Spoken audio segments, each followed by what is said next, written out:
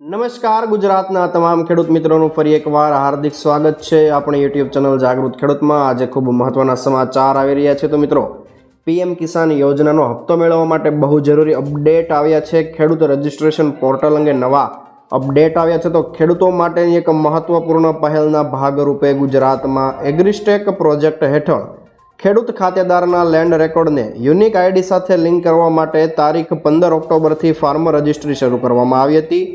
AgriStack farmer registry portal પર technological ખામી સર્જાઈ હતી। થોડા સમય પહેલાં નોંધણી બંધ કરી દેવાઈ હતી। ખામી દૂર થઈ જતાં હવે નોંધણીની પ્રક્રિયા પુનઃ કાર્યરત કરવામાં આવી છે। અત્યાર સુધીમાં ગુજરાતના 11.57 લાખથી વધારે ખેડૂતોએ ફાર્મર રજિસ્ટ્રી પૂર્ણ કરી દીધેલી છે। પરિણામે ગુજરાત સમગ્ર દેશમાં ફાર્મર રજિસ્ટ્રીમાં પ્રથમ ક્રમે છે। અત્યાર સુધીમાં 11.57 લાખથી વધુ ખેડૂતોની નોંધણી સાથે ગુજરાત દેશમાં પ્રથમ ખેડૂતો સેલ્ફ રજિસ્ટ્રેશન અને ઈ-ગ્રામ ખાતેથી વિનામૂલ્યે ફાર્મર રજિસ્ટ્રી કરાવી શકશે। ખેડૂતોને ખોટી એપ્લિકેશન લિંક કે માહિતી સંદર્ભે કાળજી રાખવા માટે ખેતી નિયામક શ્રી દ્વારા પીએમ કિસાન યોજના હેઠળ અપીલ કરવામાં આવી છે અને યોજના હેઠળનો જે ડિસેમ્બર મહિનાનો હપ્તો છે તે મેળવવા માટે તમારે ફાર્મર રજિસ્ટ્રી અનિવાર્ય કરવું જરૂરી છે। ભારત સરકારની સૂચના અનુસાર એગ્રીસ્ટેક પ્રોજેક્ટ હેઠળ ગુજરાતના તમામ ખેડૂતોની ફાર્મર રજિસ્ટ્રી 25/3/2025 સુધીમાં પૂર્ણ કરવાનું આયોજન કરવામાં આવ્યું છે। પ્રધાનમંત્રી કિસાન સન્માન નિધિ યોજનાના લાભાર્થી ખેડૂતોને આગામી ડિસેમ્બર મહિનાનો હપ્તો મેળવવા માટે 30 નવેમ્બર સુધીમાં ફાર્મર રજિસ્ટ્રી ફરજિયાતપણે કરાવવા માટે જણાવવામાં આવ્યું હતું। ખેડૂતોએ તારીખ 30 નવેમ્બર સુધીમાં ફાર્મર રજિસ્ટ્રી કરાવી હશે તેવા તમામ ખેડૂતોને પીએમ કિસાન યોજના હેઠળ ડિસેમ્બર મહિનાનો હપ્તો આપવામાં આવશે અને અન્ય ખેડૂતોને ફાર્મર રજિસ્ટ્રી પૂર્ણ કર્યા બાદ પીએમ કિસાન યોજનાનો લાભ મળવાપાત્ર રહેશે। મહત્વના સમાચાર આવ્યા છે। તો જે ખેડૂતોને ખેતીની જમીન સંપાદિત થઈ હશે તેમને ખરાઈ કરીને પ્રમાણપત્ર આપવામાં આવશે। ભારત સરકાર ખેડૂતોને આર્થિક સહાય પૂરી પાડવા માટે પ્રધાનમંત્રી કિસાન સન્માન નિધિ યોજના ચલાવે છે। એટલું જ નહીં, ભારત સરકાર ખેડૂતોને પેન્શન આપવાની વ્યવસ્થા પણ કરેલી છે। સરકાર માટે કિસાન માનધન યોજના એક ખેડૂતો માટેની પેન્શન યોજના છે। ખેડૂતોને પેન્શન આપવાની વ્યવસ્થા સરકાર દ્વારા કરવામાં આવી છે। આ માટે કિસાન માનધન યોજના સરકાર શ્રી ચલાવી રહી છે। તે અંતર્ગત ખેડૂતોને દર મહિને પેન્શન આપવામાં આવે છે। આ યોજનામાં અરજી કરવાની પદ્ધતિ શું છે ચાલો તમને જણાવી દઈએ। તો ખેડૂતોને દર મહિને 3,000 રૂપિયાનું પેન્શન આપવામાં આવે છે। ભારત સરકારે વર્ષ 2019માં પ્રધાનમંત્રી કિસાન માનધન યોજના શરૂ કરી હતી। સરકારી યોજનાનો ઉદ્દેશ દેશના ગરીબ ખેડૂતોને તેમની વૃદ્ધાવસ્થામાં આર્થિક સહાય પૂરી પાડવાનો છે। ભારતમાં ઘણા બધા એવા ખેડૂતો છે જેમની પાસે વધારે જમીન નથી, જેઓ ખેતી દ્વારા વધુ મૂડી ભેગી કરી નથી શકતા। આવા ખેડૂતોને તેમની વૃદ્ધાવસ્થામાં અન્ય પર નિર્ભર ન બની જાય તે સુનિશ્ચિત કરવા માટે ભારત સરકારે તેમના માટે વૃદ્ધ પેન્શન અવસ્થાની વ્યવસ્થા કરીને પ્રધાનમંત્રી કિસાન માનધન યોજનાની શરૂઆત કરેલી છે। આગળની વાત કરીએ તો સરકાર ખેડૂતોને પેન્શન કઈ રીતે આપી રહી છે અને શું કરવાનું છે આના માટે તો વાત કરીએ તો દેશના લાખો ખેડૂતો આનો લાભ લઈ રહ્યા છે।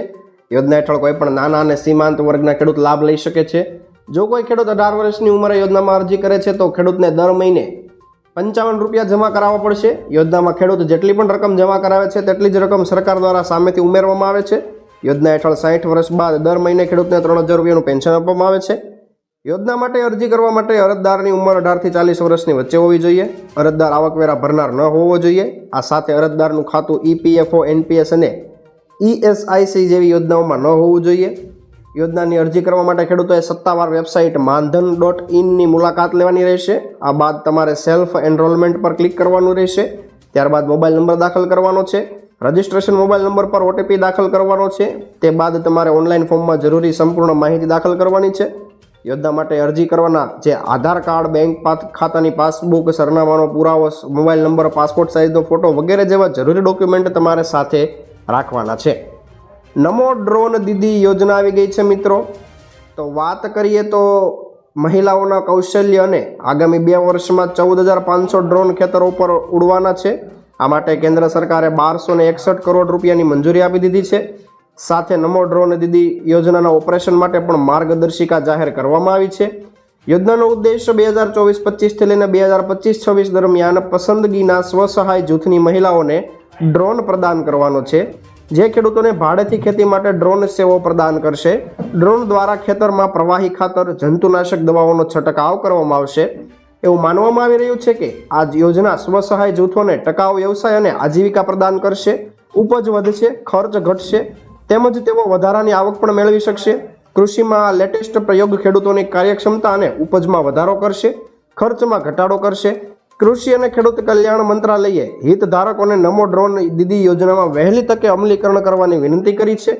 ડ્રોન અને અન્ય સહાયક સાધનોની ખરીદી સાથે એકંદર ખર્ચના 80% કે વધુમાં વધુ 8 લાખ રૂપિયાની સ્વસહાય જૂથને પેકેજ તરીકે કેન્દ્રીય સરકાર દ્વારા સહાય આપવામાં આવશે.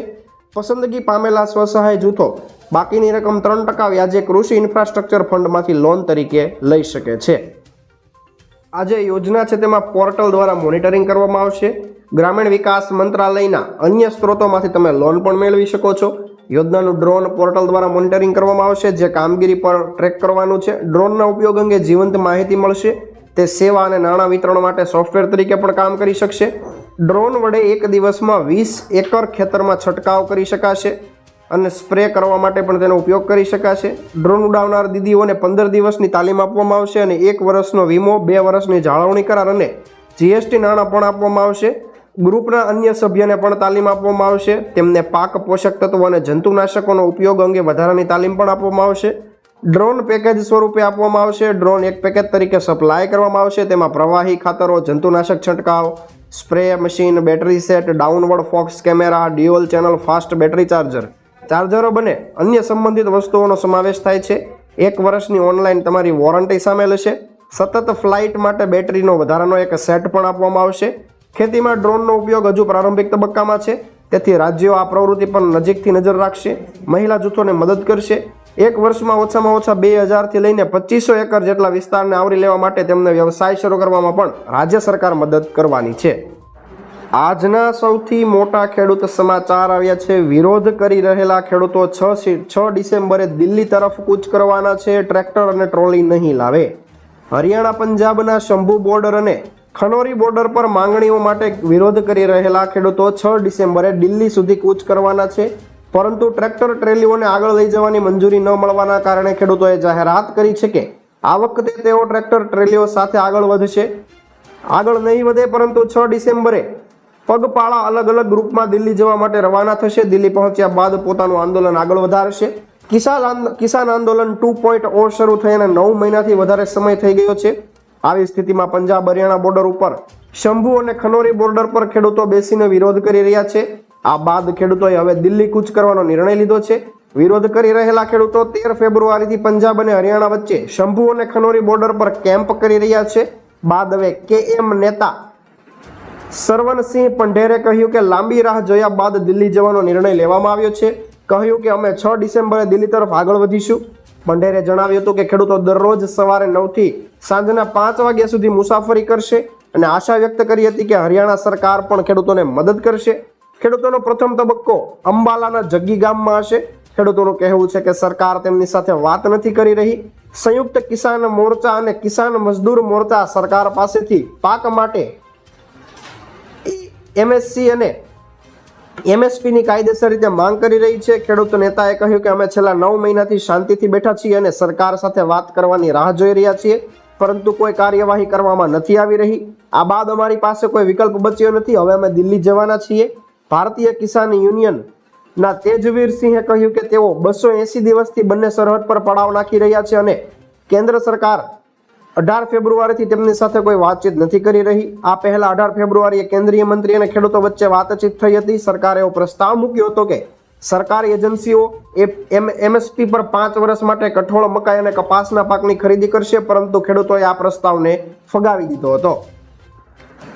લીંબડીના જાપોદર, ભડિયાદ સહિતના ગામોને મળતું પાણી રોકવામાં આવતા ખેડૂતોએ રોષ વ્યક્ત કર્યો છે. જ્યાં મિત્રો સુરેન્દ્રનગર જિલ્લાના લીંબડી તાલુકાના જાપોદર, ખજેલી, ભડિયાદ સહિતના ગામોના ખેડૂતો અને ગ્રામજનો દ્વારા પાણી રોકવામાં આવતા શિયાળી ગામના ખેડૂતોને પાણી ન મળતા રોષની લાગણી ફેલાઈ હતી. નર્મદા વિભાગ દ્વારા આ અંગે યોગ્ય કાર્યવાહી કરી શિયાળી ગામના ખેડૂતોને કેનાલ મારફતે પાણી પહોંચાડવામાં આવે તેવી ખેડૂતોએ માંગ કરી હતી. આ અંગે શિયાળી ગામના ખેડૂત આગેવાન હાર્દિક અશોકભાઈએ આક્રોશ સાથે જણાવ્યું હતું કે આ કેનાલ તો ગાળી છે, પણ એમાં પાણી નથી આવતું. તેમાં શિયાળુ સિઝનમાં પાણી આપવાનું સરકારે નક્કી કર્યું છે. તેમાં દોલતપર, ભડિયાદ અને સાકરી એમ 3 ગામોમાં આ કેનાલ આવે છે. અત્યારે અહીંનો મુખ્ય પાક જીરું છે. જીરું, વરિયાળી અને ઘઉંના પાકમાં ખેડૂતોને સારા એવી ક્વોન્ટિટીમાં પાણીની જરૂરિયાત પડતી હોય છે, પણ પાણી આવતું નથી. પાણી વિના અત્યારે ખેડૂતો પાયમાલ થઈ ગયા છે. ખર્ચો ખૂબ ઊંચો છે. જો જીરું અને વરિયાળીના પાક માટે પાણી નહીં આવે તો શિયાળી ગામના ખેડૂતોને શું થશે એ ચિંતાનો વિષય છે. આથી કેનાલમાં તંત્ર દ્વારા તાકીને ખેડૂતોના હિતમાં પાણી છોડવામાં આવે, એક જ માત્ર ખેડૂતોની આવી માંગ છે. વડોદરા ફૂલ બજારમાં ફૂલનો ભાવ તળિયે જતા ખેડૂતો પાયમાલ થયા છે. ફૂલ બજારમાં ગલગોટાનો ભાવ 4 રૂપિયા કિલે જોવા મળ્યો હતો.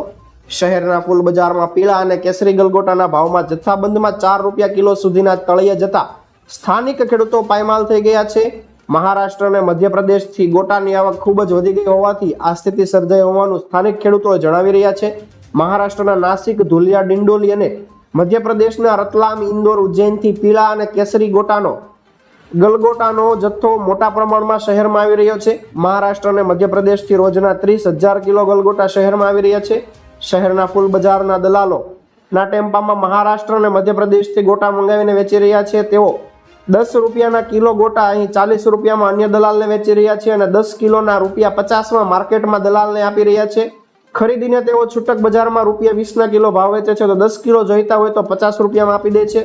વડોદરા જિલ્લામાં પીળા અને કેસરી ગલગોટાની આવક સાવલી, પાદરા, ડભોઈ, આણંદ અને ડાકોર ઉપરાંત પંચમહાલ જિલ્લાના શહેરના ફૂલ બજારમાં રહેતી હોય છે. છેલ્લા કેટલાક સમયથી તેઓ ગલગોટા લઈને સીધા જ વેચવા બેસી જાય છે, પરંતુ તેઓને 10 કિલો ગલગોટાનું જબલું વડોદરા લાવવા માટે 15 થી 30 રૂપિયા ટેમ્પો ચાલકને આપવા પડે છે. નાના ફોફળિયાના ખેડૂત શીતલ પટેલે જણાવ્યું હતું કે બહારના રાજ્યમાંથી આવતા ફૂલોની આવકને કારણે આ સ્થિતિ સર્જાઈ છે. નવરાત્રી અને દિવાળીમાં પીળા અને કેસરી ગોટાનો ભાવ કિલોના 60 થી 80 રૂપિયા વેચાતા હતા. ગોટા વીણવા માટે એક શ્રમજીવીને રોજના 300 રૂપિયા આપવા પડે છે અને સ્થાનિક ખેડૂતોને ગોટાના ભાવ નથી મળ્યા. તેઓ પાયમાલ થઈ ગયા છે અને દેવ ઉઠી 11 પછી લગ્નની સિઝન શરૂ થઈ છે, પરંતુ હાલમાં એનઆરઆઈના લગ્ન મોટા પ્રમાણમાં થઈ રહ્યા છે. સ્થાનિક લોકોના લગ્ન હજી શરૂ નથી થયા. એનઆરઆઈના લગ્નમાં ઇંગ્લિશ ફૂલોની માંગ વધુ છે, તે બહારના રાજ્યમાંથી આવતા હોય છે. આથી પીળા કે કેસરી ગલગોટાની માંગ ન હોવાથી ભાવ પણ ઉચકાવાની શક્યતા ઓછી છે. સમાચાર વિશે વાત કરીએ તો મિત્રો, મોદી સરકારની મોટી જાહેરાત આવી છે કે હવે ભારતમાં 70 વર્ષથી વધુ ઉંમરના દરેક વૃદ્ધોને આયુષ્યમાન ભારત હેઠળ આવરી લેવામાં આવશે. આ માહિતી કેન્દ્રીય મંત્રી અશ્વિની વૈષ્ણવે બુધવારે આપી હતી. તેમણે મોડી સાંજે કેબિનેટ બ્રીફિંગ દરમિયાન એમ પણ કહ્યું હતું કે 5 લાખ રૂપિયા સુધીની મફત સારવાર આપવામાં આવશે, જ્યારે તેનાથી 6 કરોડ વરિષ્ઠ નાગરિકો અને 4.5 કરોડ પરિવારોને ફાયદો થશે અને પરિવારના વડીલોને 5-5 લાખ રૂપિયાનું આયુષ્યમાન ભારત કાર્ડ હેઠળ વધારાનું કવરેજ આપવામાં આવશે. એલપીજી ગેસ કનેક્શન બંધ થઈ જશે કે શું? એલપીજી ગેસ કનેક્શનના ગ્રાહકોએ પણ હવે ઈ-કેવાયસી કરાવવાનું છે. જો કે હાલમાં ફક્ત 2019 પહેલાં જેમના કનેક્શન છે તેમને જ ઈ-કેવાયસી કરાવવું પડશે. એજન્સીના કર્મચારીઓ ઘરે જઈને સ્ટવ અને પાઇપ પણ ચેક કરશે. જેમણે 31 ડિસેમ્બર સુધીમાં ઈ-કેવાયસી નહીં કરાવેલું હોય તેમના ગેસ કનેક્શન રદ કરવામાં આવશે. તો મિત્રો, તમારે પણ જો 2019 પહેલાંનું કનેક્શન હોય તો તમારું ઈ-કેવાયસી સ્ટેટસ ચકાસી લેજો. આ માટે તમે તમારા નજીકના ગેસ કનેક્શન એજન્સીનો સંપર્ક કરી શકો છો અને જો 31 ડિસેમ્બર સુધીમાં તમે ઈ-કેવાયસી નહીં કરાવ્યું હોય તો તમારા ગેસ કનેક્શન રદ થઈ શકે છે. 40 લાખ ખેડૂતોની લોન માફ. જ્યાં મિત્રો, તેલંગાણાની કોંગ્રેસ સરકાર ખેડૂતો માટે મોટો નિર્ણય લાવી રહી છે. આગામી 15મી ઓગસ્ટની સમયસીમા પહેલા ખેડૂતોનું દેવું માફ થશે. 31,000 કરોડ રૂપિયાની કૃષિ લોન માફ કરવાના નિર્ણયને મંત્રીમંડળ દ્વારા મંજૂરી આપી દેવામાં આવી છે. ત્યારબાદ કોંગ્રેસ નેતા રાહુલ ગાંધીએ ટ્વિટર પર પોસ્ટ કરીને કહ્યું હતું કે જે કહ્યું એ કરી બતાવ્યું, આ જ અમારી નિયત છે. 49 લાખથી વધુ ખેડૂતોનું દેવું માફ કરવામાં આવશે.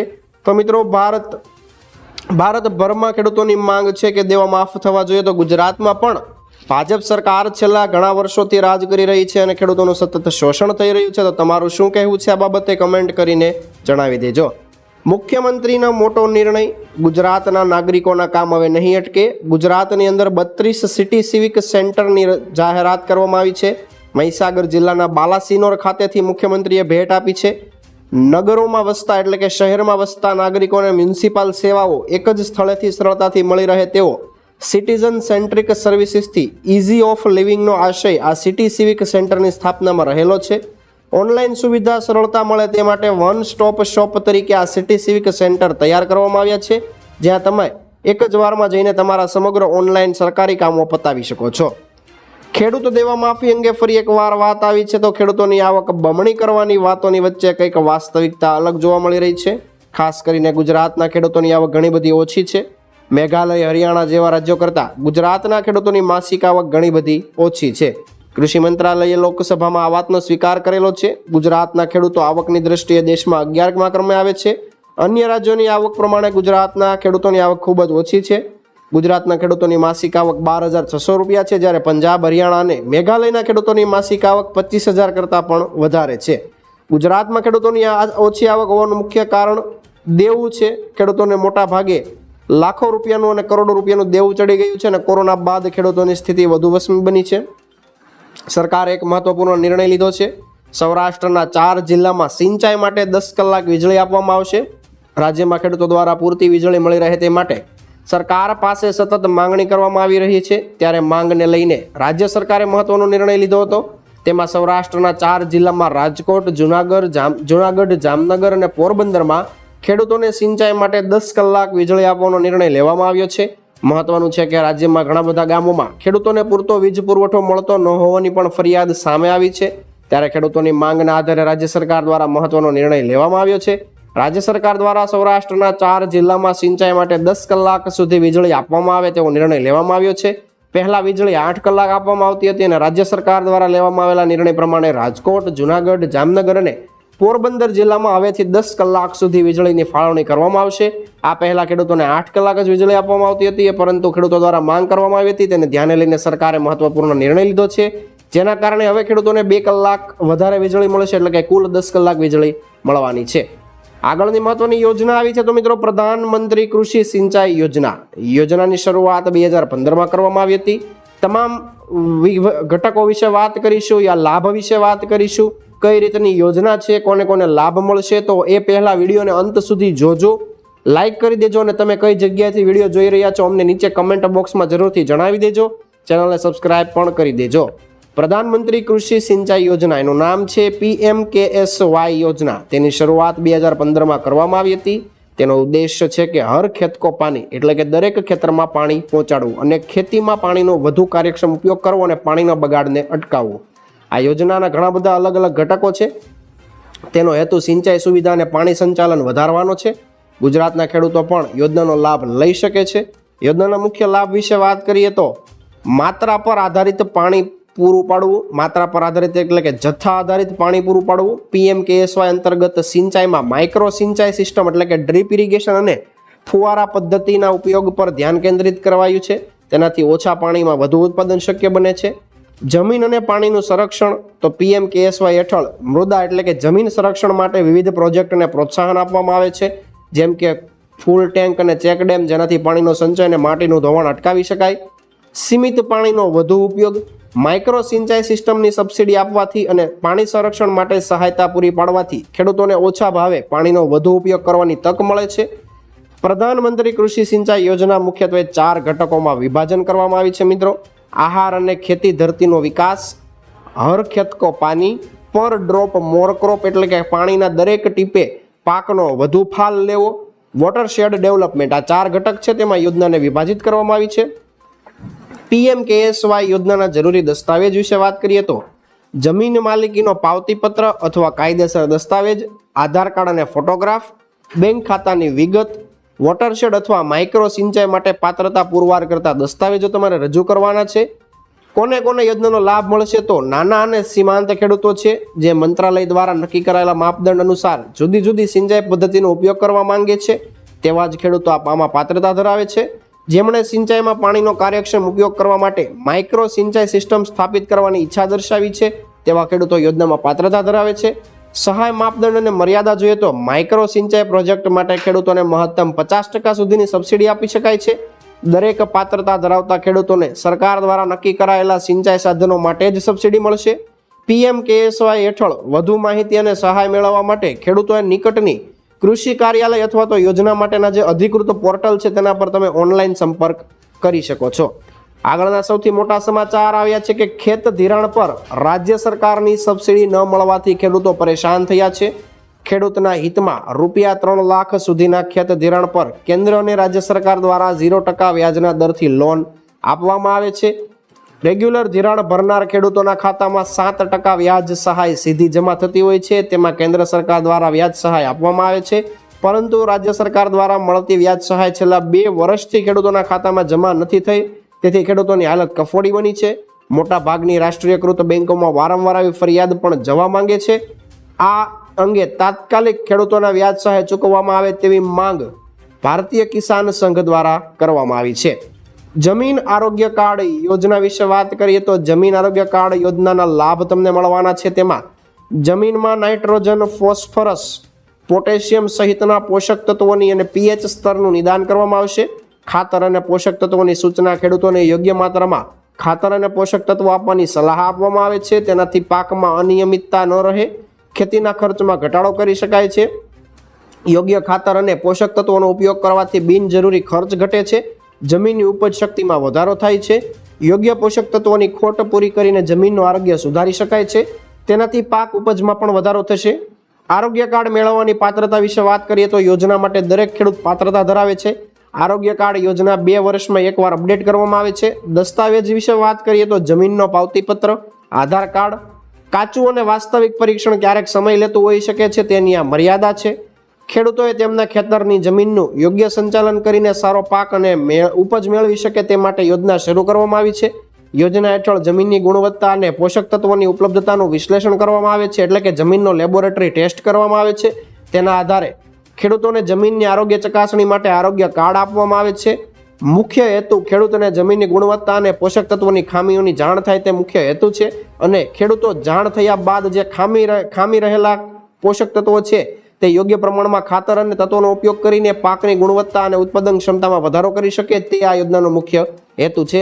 તો આ હતા આજના મુખ્ય સમાચાર. નવા સમાચાર સાથે ફરી એકવાર મળીશું. ત્યાં સુધી જોતા રહો આપણી યુટ્યુબ ચેનલને. જય કૃષિ વિજ્ઞાન.